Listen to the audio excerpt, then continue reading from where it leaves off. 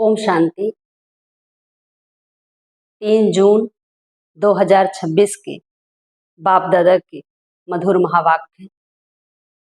बाबा ने आज विशेष रूप से हम बच्चों को मुरली में इशारा देते हुए कहा है कि सपूत बच्चा बनने के लिए हमें मनसा वाचा कर्मणा सबूत दे के दिखाना है, सबूत देना है।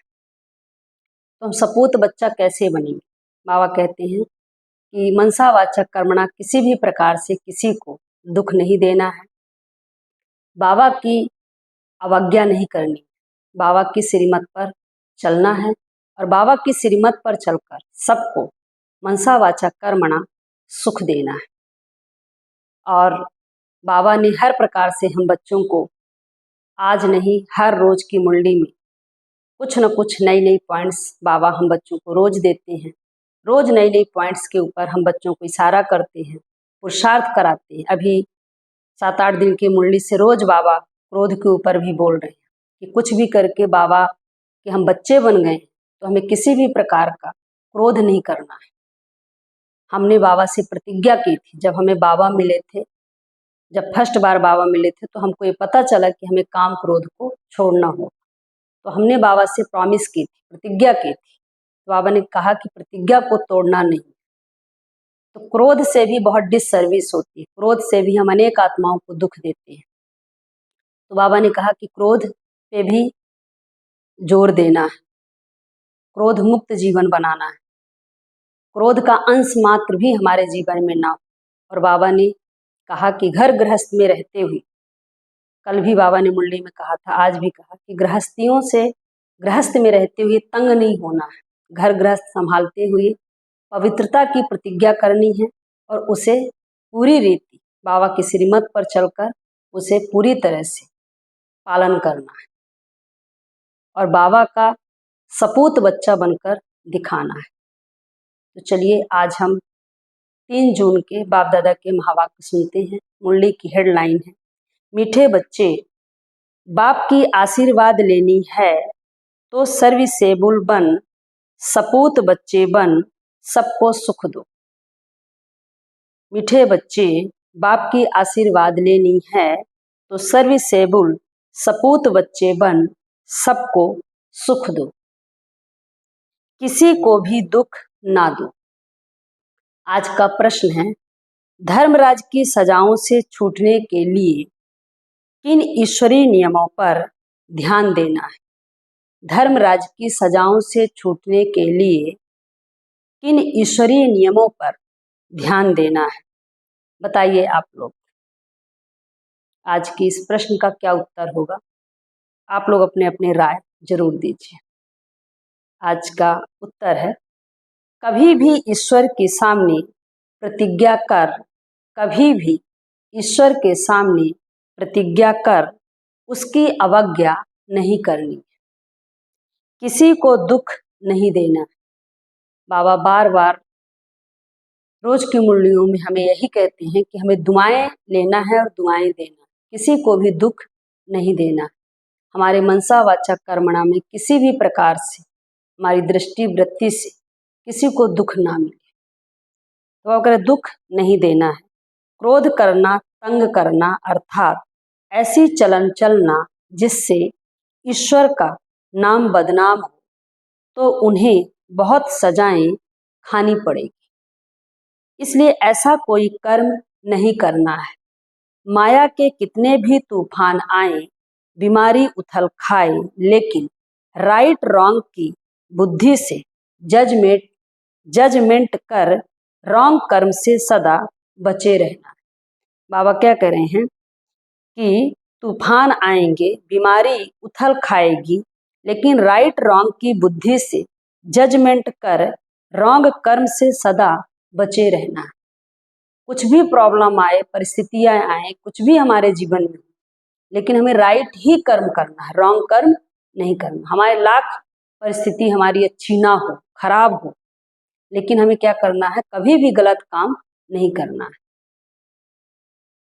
गीत है, कौन आया मेरे मन के द्वारे। तो कौन आया मेरे मन के द्वारे? सुबह सुबह मेरे मन के द्वारे बाबा आए। ओम शांति। यह किसने कहा? ओम शांति। बाबा पूछ रहे हैं कि ओम शांति किसने कहा? बाप और दादा। यह तो बच्चों को जरूर निश्चय होगा कि हमारा पारलौकिक बाप है, परमपिता परमात्मा शिव और यह ब्रह्मा सब बच्चों का पारलौकिक बाप है। इनको ही प्रजापिता ब्रह्मा कहेंगे। इतने बच्चे और किसको होते हैं क्या? बाबा पूछ रहे हैं। सिवाय प्रजापिता ब्रह्मा के पहले नहीं थे, जबकि बेहद के बाप ने इनमें प्रवेश किया है, तो यह हो गया दादा। यह दादा खुद कहते हैं कि तुमको पारलौकिक बाप की प्रॉपर्टी मिलती है। ब्रह्मा बाबा खुद कहते हैं कि तुमको पारलौकिक बाप अर्थात शिव बाबा की प्रॉपर्टी मिलती है। पोत्रे हमेशा दादा की वारिस होते हैं। उनका बुद्धि योग दादे में जाता है, क्योंकि दादे की प्रॉपर्टी का हक मिलना है। जैसे राजाओं के पास जो बच्चे जन्म लेते रहेंगे, ऐसे ही कहेंगे कि बड़ों की प्रॉपर्टी है, बड़ों की प्रॉपर्टी पर उन्हों का हक है। तुम बच्चे जानते हो कि हम बेहद के बाप द्वारा बड़े ते बड़ी प्रॉपर्टी स्वर्ग की बादशाही ले रहे हैं। हमको वह बाप पढ़ा रहे हैं। तुम अब सम्मुख बैठे हो। सम्मुख का नशा भी नंबरवार पुरुषार्थ अनुसार रहता है। कोई की दिल में तो बड़ा लौ रहता है। हम ऊंचते ऊंच भगवान के आकर इस साकार मात पिता द्वारा वारिस बनते हैं। बेहद का बाप बहुत मीठा है, जो हमको राजाई के लायक बनाते हैं। माया बिल्कुल ही नालायक बना दिया है। कल बाबा के पास कोई मिलने लिए आए थे, परंतु वह कुछ समझते थोड़े ही थे। बाबा ने समझाया, यह सब ब्रह्मा कुमार है। तुम भी ब्रह्मा के व शिव के बच्चे हो ना। कहा है तो जरूर यह सिर्फ सुनकर कहा, परंतु दिल में लगा नहीं। तीर लगा नहीं है कि सचमुच हम उनके बच्चे हैं। यह भी उनके बच्चे हैं, वर्षा ले रहे हैं। वैसे ही हमारे पास भी कई बच्चे हैं जिनको बहुत थोड़ा बुद्धि में बैठता है। वह खुशी है, वह रुहाब नहीं दिखाई पड़ता। अंदर बड़ा खुशी का पारा चढ़ना चाहिए। वह सारा चेहरे पर भी आता है। अब अगर चेहरे से सब कुछ दिखाई दे देता है। अभी तुम सजनियों का ज्ञान श्रृंगार हो रहा है। तुम जानते हो हम साजन की सजनियां हैं। एक खेरुत खेती का काम करने वाले की लड़की की कहानी है। बाबा बता रहे कि एक खेरुत खेती का काम करने वाले की लड़की की कहानी है ना। एक राजा खेरुत की लड़की को ले आया, परंतु फिर भी उसे राजाई में मजा नहीं आया, तो लड़की को वापस गामड़े में छोड़ आया। बोला, तुम राजाई के लायक नहीं हो। यहाँ भी बाप श्रृंगार करते हैं, तुम भविष्य में महारानी बनो। श्री कृष्ण के लिए भी कहते हैं, भगाया पटरानी बनाने के लिए, परंतु कुछ समझते नहीं है। सब हैं रिलीजियस माइंडेड, समझते हैं, बाबा कह रहे समझते हैं ऐसे ही दुनिया चलती रहती है। सब हैं इरिलीजियस माइंडेड, समझते हैं ऐसे ही दुनिया चलती रहती है। कुदरत है। बहुत हैं जो मंदिर टिकाड़े में भी नहीं जाते, ना शास्त्रों आदि को मानते हैं। गवर्नमेंट भी धर्म को मानने वाली नहीं है। भारत किस धर्म का था, कब किस धर्म का है, बिल्कुल नहीं जानते हैं। अभी तुम बच्चे हो दैवी कुल के। जैसे वह क्रिश्चियन लोग क्रिश्चियन कुल के हैं, वैसे तुम ब्राह्मण कुल के हो। बाप कहते हैं, पहले पहले तुम बच्चों को पतित शूद्र से ब्राह्मण बनाता हूं। पावन बनते बनते फिर 21 जन्मों के लिए तुम दैवी संप्रदाय बन जाएंगे, दैवी गोद में जाएंगे। फिर तुम ईश्वरी गोद में आए हो। दैवी गोद से हम दैवी गोद में जा रहे हैं। अभी हम कहाँ पर हैं? ईश्वरी गोद में। अगर फिर तुम ईश्वरी गोद में आए हो। एक बाप के बच्चे भाई बहन हैं। यह एक वंडर है। सब कहेंगे हम ब्राह्मण कुल के हैं, हमको तो श्रीमत पर चलना है, सबको सुख देना है, रास्ता बताना है। दुनिया में कोई नहीं जो मुख से कहे बेहद के बाप से बेहद का वर्षा कैसे लिया जाता है। तुमको बेहद का बाप मिला है, तुम ही उनके बच्चे बने हो। किसके बच्चे बने हैं? बेहद के बाप के बच्चे बने हैं।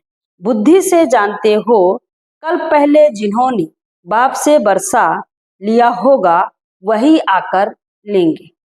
थोड़ा भी बुद्धि में होगा तो कभी ना कभी आकर पहुंचेंगे। आएंगे तो कुछ न कुछ लेने लिए। तुम्हारे में भी नंबरवार जानते हैं।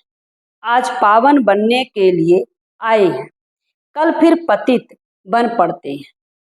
किसका खराब संग लगने से भूल जाते हैं कि बाप का बनकर फिर बाप को छोड़ा तो बहुत पाप आत्मा हो जाते हैं।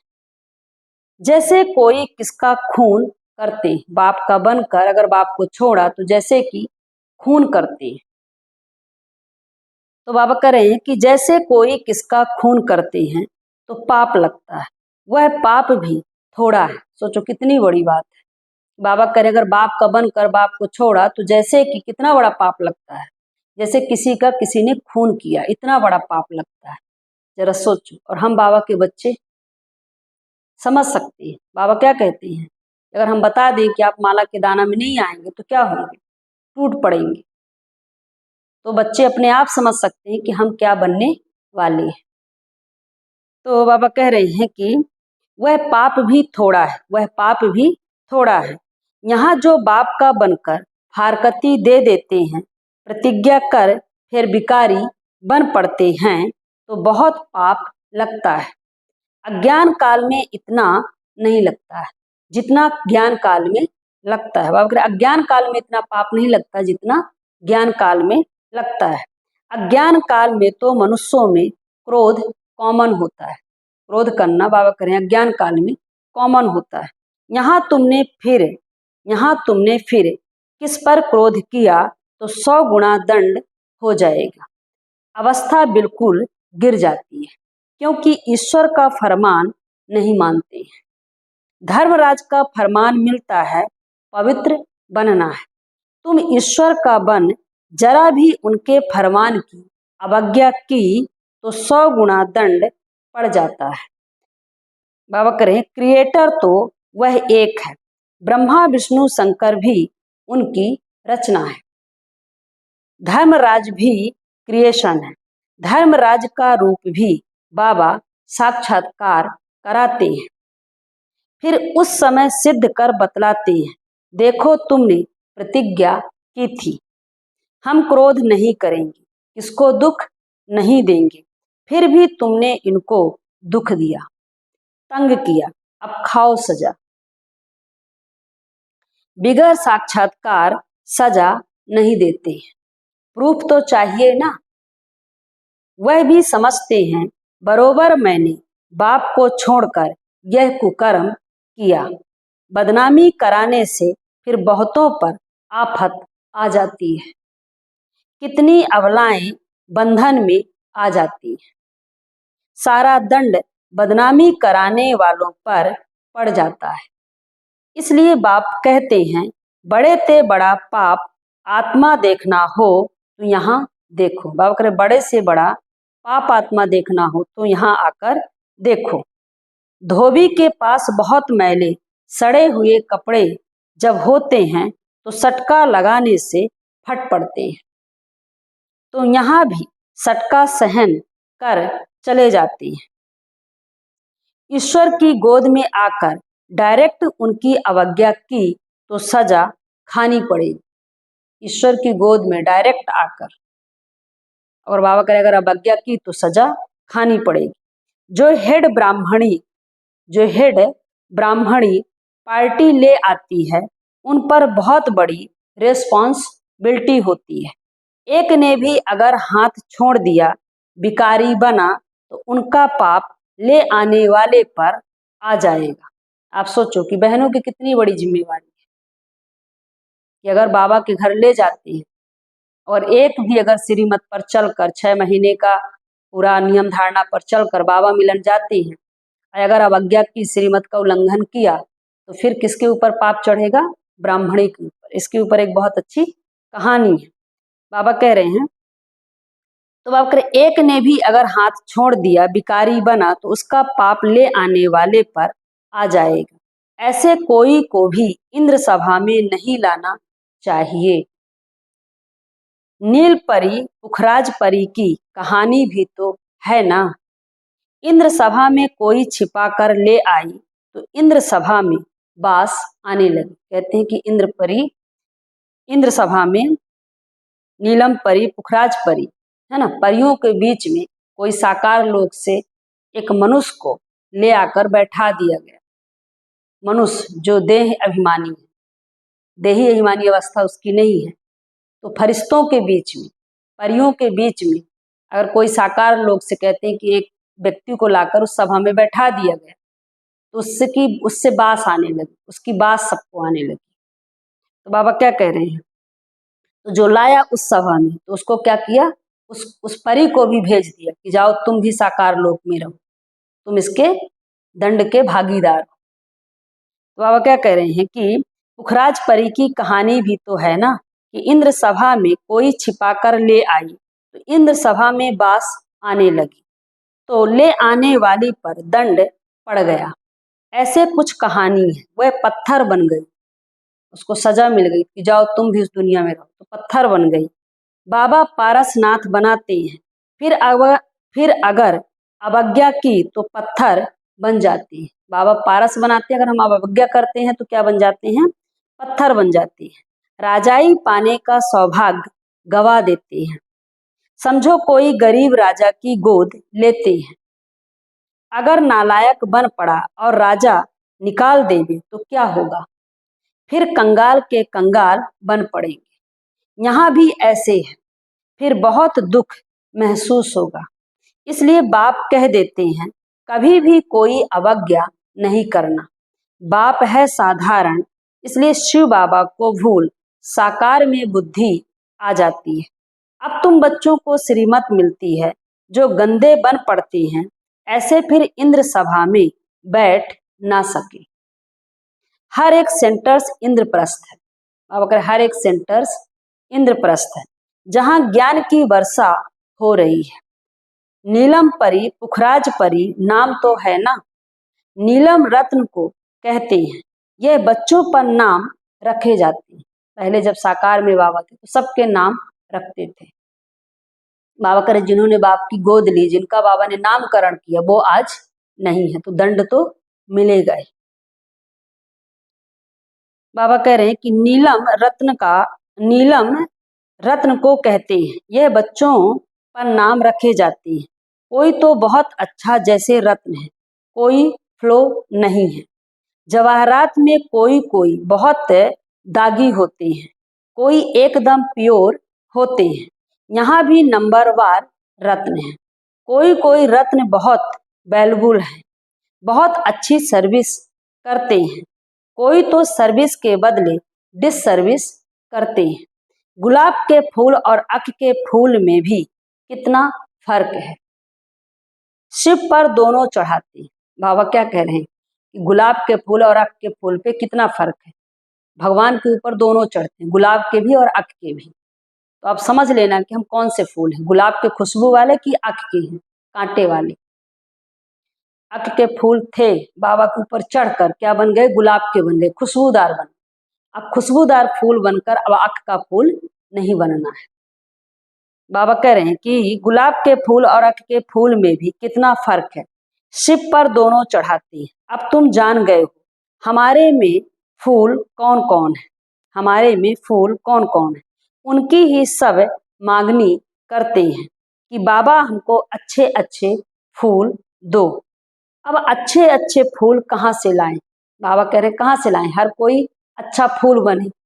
आप मांग करते हो कि हमको अच्छी आत्मा चाहिए, बाबा कह रहे ऐसी आत्मा हम कहाँ से लाएं? सब कोई अच्छे बनो, अच्छे फूल बनो, खुशबूदार फूल बनो। तो बाबा कह रहे हैं कि तो अब अच्छे अच्छे फूल कहाँ से लाएं? रत्न ज्योत फूल तो कॉमन होते हैं, यह बगीचा है ना। तुम ज्ञान गंगाएं भी हो, बाबा तो सागर ठहरा ना। यह ब्रह्मा है ब्रह्मपुत्रा, बड़े ते बड़ी नदी। कलकत्ते में ब्रह्मपुत्रा नदी बहुत बड़ी है, जहाँ सागर और नदी का बड़ा भारी मेला लगता है। बरोबर ज्ञान सागर बाबा है, यह चैतन्य ज्ञान सागर है। तुम भी चैतन्य ज्ञान नदियां हो, वह तो है पानी की गंगाएं। वास्तव में नदियों पर नाम पड़ा है, परंतु आसुरी संप्रदाय यह भी भूल गए हैं। द्वारिका हरिद्वार में गंगा के किनारे पर चतुर्भुज का चित्र दिखाते हैं, उनको भी गंगा कहते हैं, परंतु मनुष्य समझते नहीं यह चतुर्भुज कौन है। बरोबर इस समय तुम सुदर्शन चक्रधारी बनते हो। तुम हो सच्ची ज्ञान नदियां, वह है पानी की। वहां जाकर स्नान करते हैं, समझते कुछ भी नहीं है, बस देवी है। मनुष्य को तो कभी 4-8 भुजा होते नहीं है, कुछ भी अर्थ नहीं समझते। तुम बच्चे जानते हो बाबा हमको क्या बनाते हैं। हम तो 100% बेसमझ थे। बाबा की गोद लेने से हम स्वर्ग के मालिक बनते हैं। भले यहाँ कोई राजा हो, परंतु स्वर्ग के सुख और अभी के सुख में रात दिन का फर्क है। तुम्हारे में भी कोई ऐसे भी हैं जो बाप को नहीं समझते हैं, तो अपने को भी नहीं समझते हैं। देखना चाहिए कि मैं कितनी खुशबू देता हूँ, देखना चाहिए कि मैं कितनी खुशबू देता हूँ। उल्टा सुल्टा तो नहीं बोलता हूँ, क्रोध तो नहीं करता हूँ। बाप झट चलन से समझ लेते हैं कि यह बच्चा कैसे होगा। सर्विसेबल बच्चे बाप को बहुत प्यारे लगते हैं। सब तो एक जैसे प्यारे नहीं लग सकते। दुनिया में भी 4 बच्चे होते तो माँ बाप को चारों बच्चे प्यारे नहीं लग सकते। ऐसे बच्चों के लिए अंदर से ऑटोमेटिकली आशीर्वाद निकलती है। बाप का फरमान बरदार बच्चा होगा तो बाप कहेंगे ऐसे बच्चा मुआ बाप का नाफरमान बरदार बच्चा होगा तो बाप कहेंगे ऐसा बच्चा मुआ, भला कितना नाम बदनाम करते हैं। बाप की श्रीमत पर नहीं चलेंगे तो बाबा क्या करेंगे, ऐसा बच्चा अगर मान लो मुआ मर गया तो क्या होगा, कोई गम नहीं होगा। तो बाबा कह रहे हैं कि ऐसा बच्चा मुआ भला कितना नाम बदनाम करते हैं। इसको कहा जाता है तकदीर। किसकी तकदीर में क्या है झट पता लग जाता है। बाप समझाते हैं यह कपूत बच्चा है और यह सपूत बच्चा है। तो बाप कह रहे यह सपूत बच्चा है और वह कपूत है। बाप दादा को नहीं पहचानना, तकदीर में बरसा लेना नहीं है। अगर कोई कपूत बच्चा है, बाप दादा को नहीं पहचाना, इसका मतलब है कि तकदीर में बाबा का बरसा लेना नहीं है। तो क्या करेंगे, इस ज्ञान मार्ग में कायदे बड़े कड़े हैं। बाप पवित्र बने और बच्चे ना बने तो वह बच्चा हकदार हो नहीं सकता। बाबा कह रहे हैं कि बाप पवित्र बने और बच्चा पवित्र ना बने तो बाप के बरसे का हकदार हो नहीं सकता। उसको बच्चा नहीं समझेंगे, फिर कहेंगे हम तो शिव बाबा को वारिस बनाएंगे। दुनिया की बात बाबा कह रहे हैं, जो बाबा के बच्चे हैं। अगर बच्चा बाबा की श्रीमत पर नहीं चलेगा तो बाप क्या कहेगा कि हम तो शिव बाबा को अपना वारिस बनाएंगे। तो बाबा 21 जन्म के लिए हमको रिटर्न में देंगे। इसका मतलब यह नहीं कि बाबा के पास आकर बैठ जाना है। बाबा को वारिस बनाना अच्छी बात है, लेकिन घर गृहस्थ में रहते हुए ही वारिस बनाना है। वारिस बनाने का मतलब नहीं कि बाबा के पास ही आकर बैठ जाना है। बाबा कह रहे हैं कि नहीं, गृहस्थ व्यवहार में रहते सबको संभालना भी है, परंतु ट्रस्टी होकर रहना है। मूल बात है ट्रस्टी होने की। ऐसे नहीं कि तुम्हारे बच्चों आदि को बाप बैठ संभालेंगे, नहीं। ऐसे ख्यालात वाले भटक पड़ते हैं, ऐसे ख्यालात वाले बाबा कह रहे भटक पड़ते हैं बाबा के ज्ञान से। यहाँ बाबा के पास तो बिल्कुल पवित्र चाहिए। ज्ञान को समझना महीनता से, ये बहुत बड़ी बात है। ऐसा नहीं हो कि हम बच्चों को छोड़ दिया कि चलो बच्चा बिकारी है, ज्ञान में नहीं चलता, पवित्र नहीं रहता, तो हम बच्चे को प्रॉपर्टी नहीं देंगे, हम बाप को ही अपना बच्चा बना लेंगे। आपने तो अच्छा किया, लेकिन ये हो कि हम परिवार को ना संभाले, परिवार को छोड़ के आश्रम में ही आकर बैठ जाएं, बाबा को अपना वारिस बना लेंगे, तो फिर बाबा क्या करेंगे, ज्ञान से वो भटक पड़ेंगे, नहीं चल पाएंगे। ऐसा नहीं हो सकता। आप जहाँ हो वहीं रहो, सबकी संभाल करो, बाबा की सेवा करो और पवित्र बनो, और 21 जन्मों का बरसा बाबा से लो, बाबा की श्रीमत पर चलकर। तो यहाँ बाबा के पास तो बिल्कुल पवित्र चाहिए। अब पवित्र कोई बैठ ना सके, नहीं तो पत्थर बुद्धि बन जाएंगे। बाबा कोई श्राप नहीं देते हैं, यह तो एक लॉ है। बाप कहते हैं फिर खबरदार रहना, कर्म इंद्रियों से कोई पाप किया तो यह मरा। कर्म इंद्रियों से कोई पाप किया तो जैसे कि मरा। बड़ा भारी मंजिल है। बाबा का बच्चा बना तो फिर बीमारी सारी उथल खाएगी। सोचो, बाबा खुद करें कि बाबा का बच्चा बना तो बीमारी सारी उथल खाएगी। बाबा का बनने के बाद हमारा पूरा हिसाब किताब 84 जन्मों का हिसाब किताब शुरू हो जाता है, और हमें इस जन्म में बाबा भी मिला, पुरुषार्थ भी करना है, सर्विस भी करनी है, और अपने शरीर का भी हिसाब किताब चुकतू करना है, अपने घर गृहस्थ को भी संभालना है। कितनी बड़ी जिम्मेवारी है, लेकिन तंग नहीं होना, परेशान नहीं होना। तो बाबा कह रहे बाप का बना और बीमारी उथल खाएगी।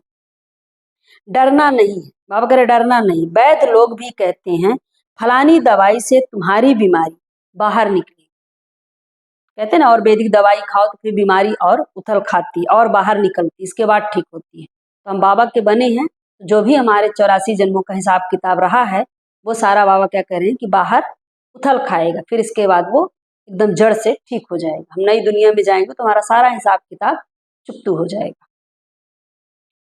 तो तुम्हारी बीमारी बाहर निकलेगी, तुम डरना नहीं। बाप भी खुद कहते हैं तुम बाप के बनेंगे तो माया रावण तुमको बहुत हैरान करेगी, खूब तूफान में ले आएगी। अभी तुमको रॉन्ग और राइट की बुद्धि मिली है, और कोई को रॉन्ग राइट की बुद्धि नहीं है। सबकी है विनाश काले विपरीत बुद्धि। प्रीत बुद्धि तुम्हारे में भी नंबरवार पुरुषार्थ अनुसार है। बाबा करें कि प्रीत बुद्धि तुम्हारे में भी है, लेकिन नंबरवार पुरुषार्थ अनुसार है।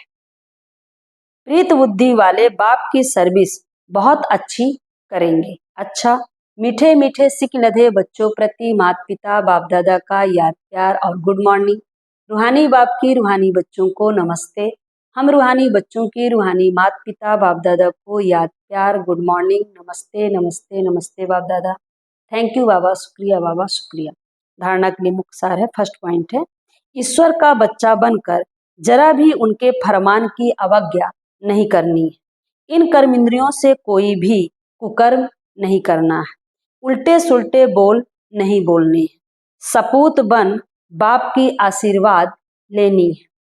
सेकंड पॉइंट है, ट्रस्टी बनकर अपने गृहस्थ व्यवहार को संभालना है। ज्ञान मार्ग के जो कायदे हैं उन पर पूरा पूरा चलना है। राइट और रॉन्ग को समझकर माया से खबरदार रहना है। वरदान है, तड़पती हुई भिखारी प्यासी आत्माओं की प्यास बुझाने वाले, तड़पती हुई भिखारी आत्माओं की प्यास बुझाने वाले, खजाने से संपन्न भव। वरदान का विस्तार है, जैसे लहरों में लहराती व डूबती हुई आत्मा एक तिनके का सहारा ढूंढती है, ऐसे दुख की एक लहर आने दो फिर देखना अनेक सुख शांति की भिखारी आत्माएं तड़पते हुए आपके सामने आएंगी। ऐसी प्यासी आत्माओं की प्यास बुझाने के लिए अपने को अतीन्द्रिय सुख व सर्व शक्तियों से, सर्व खजानों से भरपूर करो। सर्व खजाने इतने जमा हो जो अपनी स्थिति भी कायम रहे और अन्य आत्माओं को भी संपन्न बना सको। मूल बात क्या है कि अंत के समय अपनी स्थिति कायम रहे, बाबा करे अपनी स्थिति भी कायम रहे और अन्य आत्माओं को भी संपन्न बना सको। आज का स्लोगन है, कल्याण की भावना रख, शिक्षा दो तो शिक्षाएं दिल से लगेंगी। कल्याण की भावना रख, शिक्षाएं दो तो शिक्षाएं दिल से लगेंगी। आज के अव्यक्त इशारे हैं, सदा हर्षित रहने के लिए अपनी नेचर को सरल बनाओ, सहनशील बनो। सदा हर्षित रहना यह ज्ञान का गुण है, इसमें सिर्फ रूहानियत ऐड करना। हर्षितपन का संस्कार भी एक वरदान है जो समय पर बहुत सहयोग देता है। जो स्वयं सदा हर्षित रहते हैं वह कैसे भी मन वाले को भी हर्षित कर देते हैं। इजी नेचर वाले अपने खुशनुमा हर्षित चेहरे से भारी वायुमंडल को भी हल्का बना देते हैं। ओम शांति। ओम शांति चैनल में आप सबका स्वागत है।